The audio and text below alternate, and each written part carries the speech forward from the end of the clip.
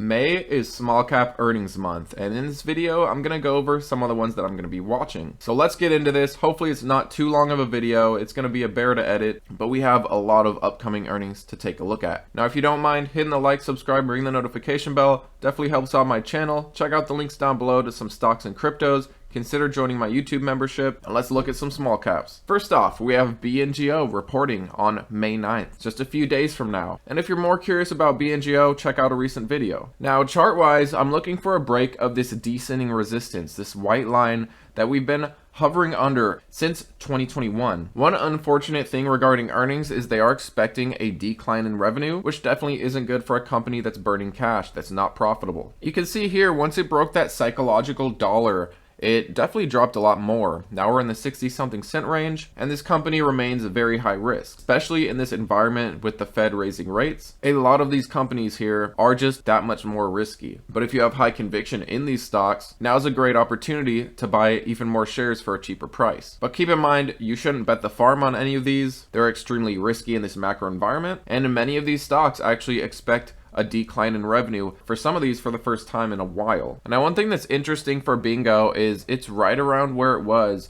in 2020 before it had its huge run all the way up to the teens. Is that going to happen again? Let me know in the comments below. I certainly don't expect it anytime soon, but potentially when the Fed does pivot towards the end of this year possibly, that can definitely take some headwinds off of some of these small caps that may have to acquire debt at a potentially high interest rate. So I could definitely see some hype coming back into these once the Fed in fact does decide to pivot. But let's face it, it'll likely be a while from then. From now until then, is it a good time to accumulate some of your high conviction stocks? I do think so. Next up, we have Sens. They're reporting the same day as Bngo. May 9. And you'll notice that once we broke this pattern here, the bottom of this pattern was right around $1. The support of this pattern was right around $1. Once we broke that, we fell significantly. We're now in the 50-cent range. And there's another company that expects a decline in revenue. Not a good thing for these small caps. From a fundamental standpoint, these companies are all unprofitable. There is great risk in these companies. But something these companies do offer is innovation. For example, Bngo can find the same data as the typical standards of care. And what they can also do is uncover more things than the current standards of care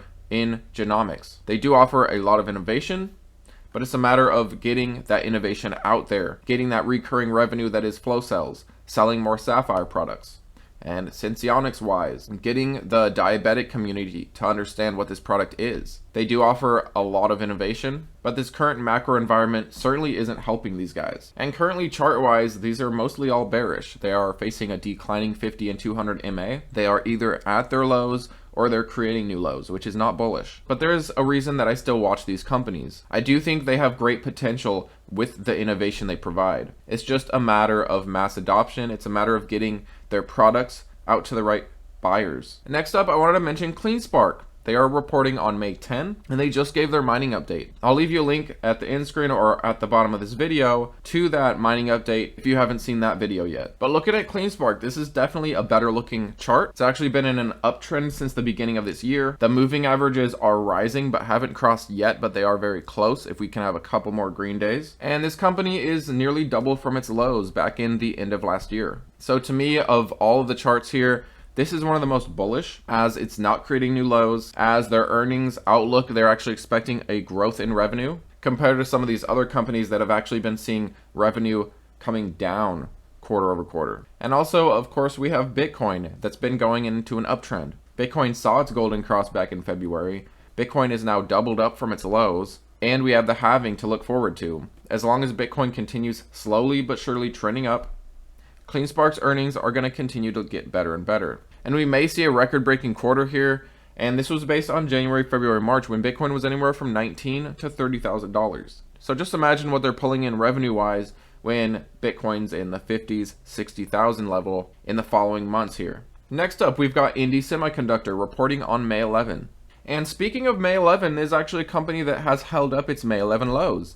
They reported back in 2022, they reported on May 12th, caused a gap up, and we haven't seen that price yet. We haven't seen that May 11 price down here at around the 5s since then, back in 2022. And one thing that I mentioned is a lot of these companies did maintain their May 11 lows. However, recently many of them have broken it. Bngo broke its May 11 lows. Workhorse broke its May 11 lows.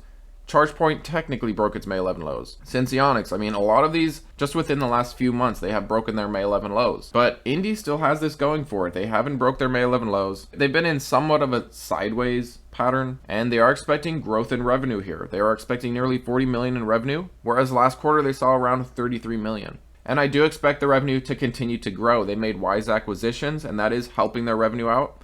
And they also do expect profitability by the end of this year. So this may potentially be the last unprofitable quarter. They're expecting negative 0.11 EPS, and this may be the last negative quarter. But definitely love this company. I have a lot of faith in this one. And from a chart perspective, it did see its golden cross. However, it has pulled back since then. If it pulls back anymore, if earnings disappoints, we could potentially see that golden cross turn back to a death cross. But this chart looks a lot better than a lot of these other small caps. And next we have Workhorse reporting May 15th. And it's been just in a continued rough downtrend. It did break its May 11 lows. It created new lows this month. And they're expecting a lower estimate compared to last quarter. But what they reported last quarter was right around 3.5 million. So hopefully they will see revenue growth there. But their estimate is lower than last quarter's estimate. However, they missed their last estimate. So we may see revenue growth there, but the chart's very bearish. We have a declining 50 and 200 MA, but I do think at this point Workhorse still does offer potential if you are convicted in it, if you do believe in the company. From a technical standpoint, this is likely to create more lows, but it does look like it's setting up into earnings. I'm definitely going to be listening to the earnings call, listening to the Q&A. There's always a lot of juicy information in there, and honestly, I have a lot of faith in the current execs. They have turned this company around. It is definitely a lot different compared to the old Workhorse, and we should see vehicles continue to roll out, more vehicles being sold. They recently partnered up with dealerships, and this should help them sell more vehicles. But this is definitely another high risk, high reward stock. And we also have Chargepoint reporting. This is going to be on the 30th. And Chargepoint is trying very hard to keep its May 11 lows. We are currently like right around there. The chart is tightening up. Looks like we're setting up into a wedge pattern.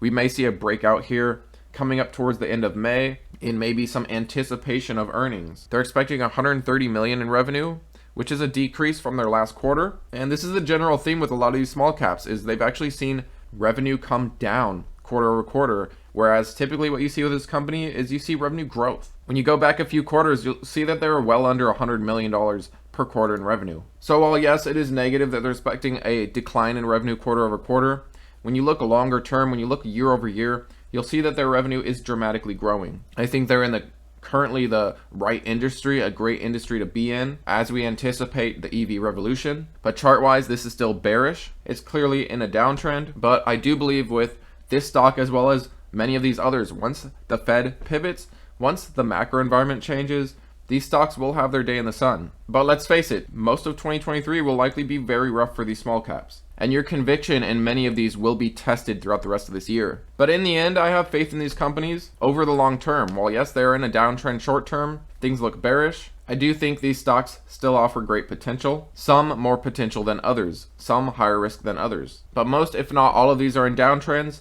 and I wouldn't be surprised to see lower levels moving forwards. But let me know down below what you guys think about these. What stocks are you currently watching in the market? Are small caps too high risk for you in this current environment? Certainly not a bad idea to avoid stocks in a downtrend. But let me know what you're most bearish on, what you're most bullish on for the short term and for the long term. Thanks as always, guys, and have a good day.